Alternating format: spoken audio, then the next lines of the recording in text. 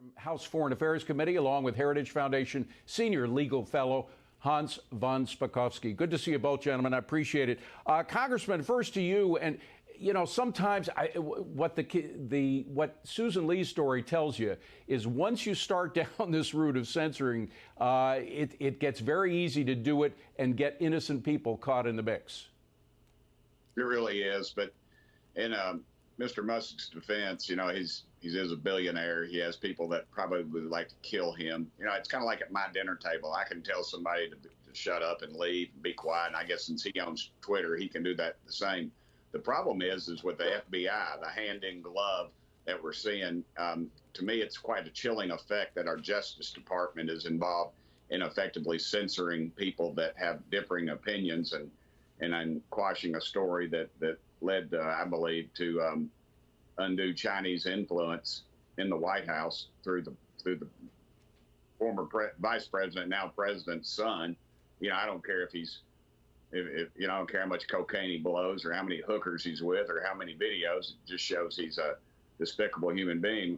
But what I worry about is the effect that had on our last election, and that would have had, and it should have had on our last election. I suspect we'd be talking about President Trump right now and not President Biden. Well, and Hans, what this particular Twitter drop shows is, and they focus on the amount of contacts. I mean, 150, as Susan was telling us, 150 emails between the FBI and Yoel Roth. He was the head of some safety commission with inside Twitter, but he was a censor guy.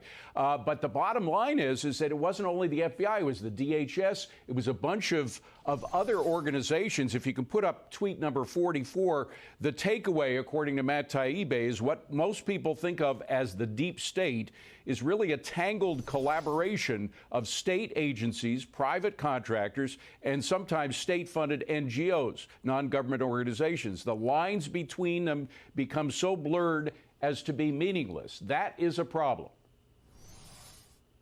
Oh, this should scare Americans. Look, no government agency, whether it's the FBI or DHS, has any business monitoring, reviewing, and then working with a private company to censor the views and opinions of American citizens.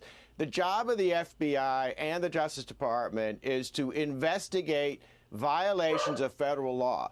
Unless they have credible evidence of a violation of the law, they should not be talking to any of these companies. And what needs to happen is not only does the unit that engaged in this need to be disbanded, but Christopher Wray, the head of the FBI, needs to basically issue an order banning federal agents from doing anything like this. And frankly, the agents who were involved ought to be disciplined, and everyone who was affected, people like Dan Bongino, they need to file civil rights lawsuits against the government and potentially these Twitter employees for acting as agents for the government. Yeah, that might actually happen. Yeah. Congressman, we just got word from the FBI. In fact, it's hot off the press, so forgive me for not having read this beforehand, but I'm going to read it out to you and get you to respond. And again, this is from the FBI. Quote, the FBI regularly engages with private sector entities to provide information specific to identify foreign malign influence actors, subversives, undeclared, covert, or criminal activities. Private sector entities independently make decisions about what, if any, action they take on their platforms and for their customers after the FBI has notified them. So they're just saying, look, all we did is tell these people what was going on. Of course, we know that a lot of the information about the malign influence of foreign governments with regard to what happened with the Hunter Biden emails was not true. So they were advising Twitter about something that wasn't true in order to get them to squash the information about Hunter Biden's laptop.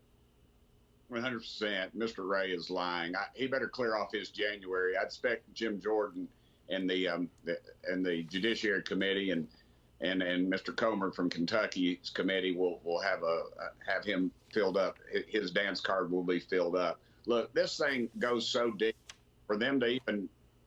They're accusing us of doing exactly what they're doing. What they did to President Trump with the lies, with the dossier and all that. They're they're showing their hand, and it's showing exactly what they said they did. This is how they investigated President Trump. They said it was a foreign entity. They and then that's how they backdoored into his campaign, and that's exactly what they're doing with this. They've used this to dox people. They've used it to censor people.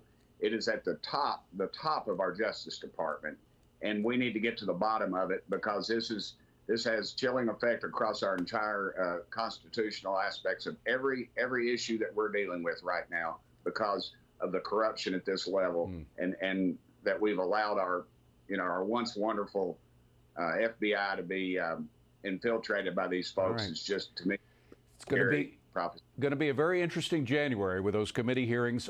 Gentlemen, I'm afraid we have to leave it there. We had all this breaking news. I thank you both for being here. Have a great weekend. Appreciate it.